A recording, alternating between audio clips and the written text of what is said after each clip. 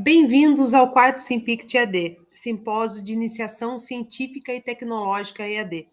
O meu nome é Andréia, sou formada em matemática e junto com minha colega Jordana e meu colega Ricardo, sob orientação da professora doutora Edenar, vamos falar um pouco sobre ciência e pesquisa no Brasil, o CNPq, a CAPES e as plataformas Lattes e Sucupira. Vamos lá. Ciência. O que é ciência? Ciência é um conhecimento organizado a partir de observação, de experiência de fatos e de um método próprio. A pesquisa científica, através da identificação de um problema e com metodologia específica, procura chegar a determinados resultados que tragam benefícios para a sociedade, avanços na saúde, na educação, cura de doenças, qualidade de vida, novas tecnologias.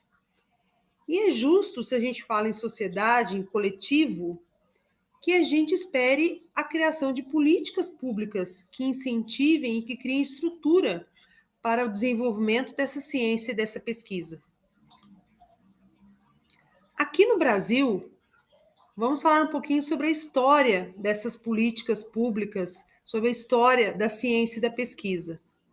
Na década de 1950, nós temos a criação do CNPq e da CAPES. O CNPq, inicialmente, era chamado de Conselho Nacional de Pesquisa. Ele foi criado a partir da Lei 1310, em janeiro de 1951.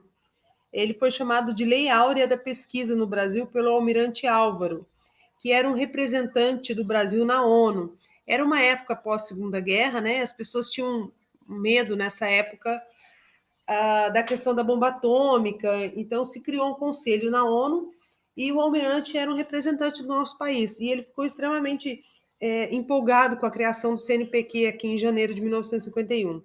Em julho, alguns meses depois, foi criado também a CAPES, a Coordenação de Aperfeiçoamento de Pessoal de Nível Superior, voltado mais para a formação de pessoal.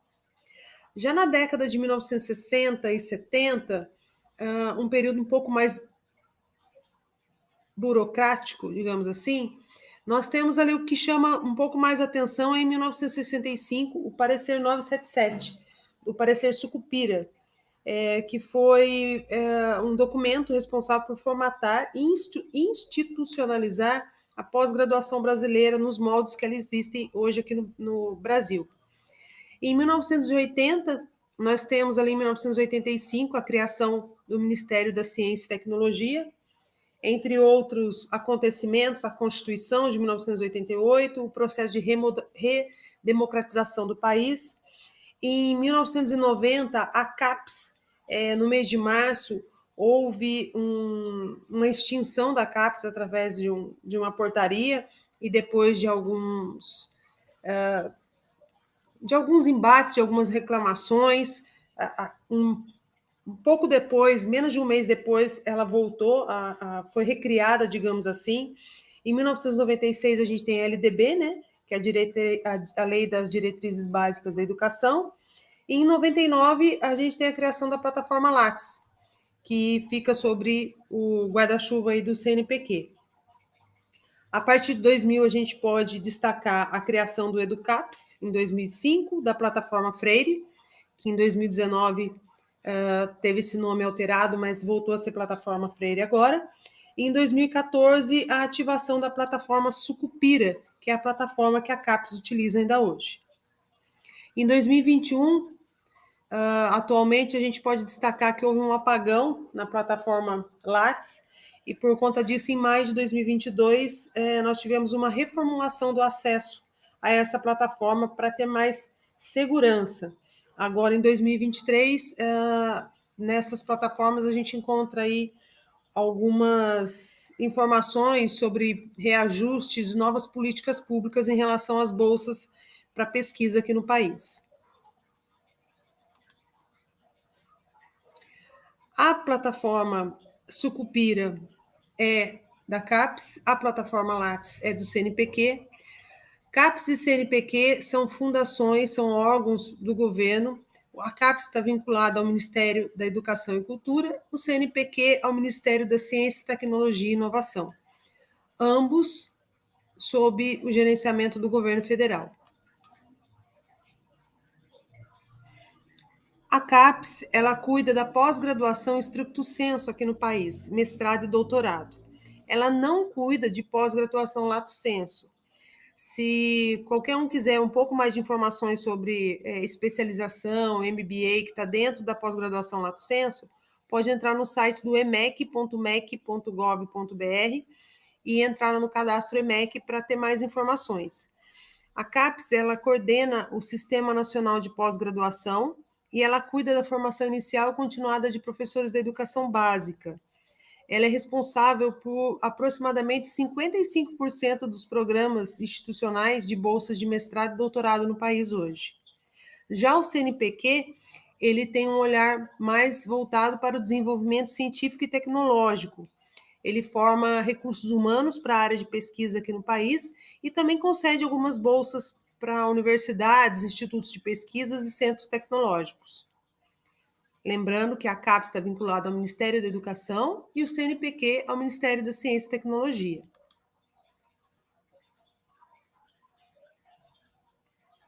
A CAPES, voltada mais para a formação de pessoas, coordenação de aperfeiçoamento de pessoal de nível superior, criada em julho de 1951. Falando sobre a CAPES, temos a plataforma Sucupira, que é uma ferramenta de atualização e compartilhamento de informações acadêmicas. Ela tem esse nome em homenagem ao professor Newton Sucupira, que fez aquele parecer lá em 1965, que formatou, digamos assim, o sistema de pós-graduação aqui brasileiro. A ideia de se fazer essa plataforma nasceu de uma parceria da CAPES com a Universidade Federal do Rio Grande do Norte, lá em 2014, e era criar uma base mais transparente de acesso para a comunidade acadêmica, para saber sobre os procedimentos de avaliação, para ter informações mais acessíveis e transparentes para todo o meio acadêmico. Hoje, a CAPES realiza esse acompanhamento, as avaliações periódicas sobre os dados dos programas de pós-graduação que existem no país através dessa plataforma. Ela funciona como uma base de informações, análises e avaliações e é um sistema de referência para o Sistema Nacional de Pós-Graduação. Na plataforma Sucupira, que a gente pode acessar ali em sucupira.capes.gov.br, existem várias informações, dados estatísticos. O que a gente vai destacar aqui são sobre os cursos, né, de mestrado e doutorado, e a gente pode entrar ali, acessar e verificar esses cursos. A CAPES considera uma nota, cursos, né, considerados bons a partir de uma avaliação nota 3. Além da avaliação desses cursos, que você pode fazer por estado, por universidade pública ou universidade privada, você tem ainda também avaliações, por exemplo, dentro da Qualis, que avalia periódicos e revistas onde são publicadas as produções científicas aqui no país. Aproveitando e falando sobre CAPES, vamos esclarecer aqui alguns links, né? A CAPES pode ser acessada no capes.gov.br e também existem dois links, o periódicos.capes.gov.br e o catálogo de teses.capes.gov.br. O Periódicos é uma base de artigos, de publicações, e que você pode estar usando para fazer suas pesquisas. Já o catálogo de teses é uma base de teses e dissertações. Ali você não consegue ter acesso direto ao arquivo PDF, mas ao link onde essa tese e dissertação foi defendida, né? Ele te joga o link para você pegar também esse material, se você quiser usar ele para fazer sua pesquisa. Outras ações da CAPES que são interessantes falar aqui. Dentro da CAPES você tem o portal EduCAPES, que foi criado em 2005. É um acervo com muitos objetos de aprendizagem, textos, livros didáticos voltados para a educação básica, curso superior e também pós-graduação. Pode ser acessado no educapes.capes.gov.br. A plataforma Freire, como eu falei, que foi criada em 2009, teve o nome alterado e voltou a ser plataforma Freire agora, recentemente. Ela abriga mais ou menos 680 mil currículos de estudantes e profissionais ligados à área da educação. todo docente ou aluno de licenciatura, quem está se formando aí para dar aula, para ser docente, e quer concorrer a algum tipo de programa de formação de professores da CAPES, a primeira coisa que tem que fazer é cadastrar o seu currículo nessa plataforma. Pode acessar através de freire.capes.gov.br.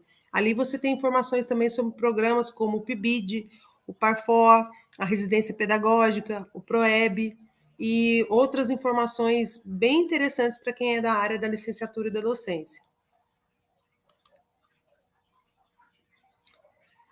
Voltando a falar do CNPq, está vinculado ao Ministério da Ciência, Tecnologia e Inovação, abrange todos os estados da federação, foi criado lá em 1951 e ele tem uma visão mais voltada ao desenvolvimento da ciência e tecnologia. Dentro do CNPq, nós vamos ter a plataforma Lattes, que pode ser acessada no lattes.cnpq.br. Essa plataforma foi criada em 1999, ela foi ativada. Antes dela, o CNPq já tinha uma base de aproximadamente 30 mil currículos, ali no final da década de 80. Mas visando melhorar o acesso e também aumentar a abrangência de dados que tinham nessa base, ele reuniu alguns especialistas e em agosto de 99 ele padronizou o currículo Lattes como sendo um formulário a ser utilizado no ambiente acadêmico aqui no Brasil. É um currículo específico para a área acadêmica e ele é um padrão nacional para o registro da vida anterior, atual, de estudantes e pesquisadores. Tem esse nome em homenagem a César Mansueto Júlio Lattes, que é um físico curitibano que contribuiu muito para a ciência e para a pesquisa aqui no Brasil. O currículo Lattes ele é base para análise e concessão de benefícios como bolsas, para seleção de mestrado e para diversas outras coisas no mundo acadêmico. É um documento muito importante para quem está iniciando, ou para quem pretende iniciar na vida acadêmica. Para acessar, como eu já falei, é o lattes.cnpq.br. Aqui você pode buscar currículos, fazer pesquisa, incluir o seu currículo, atualizar.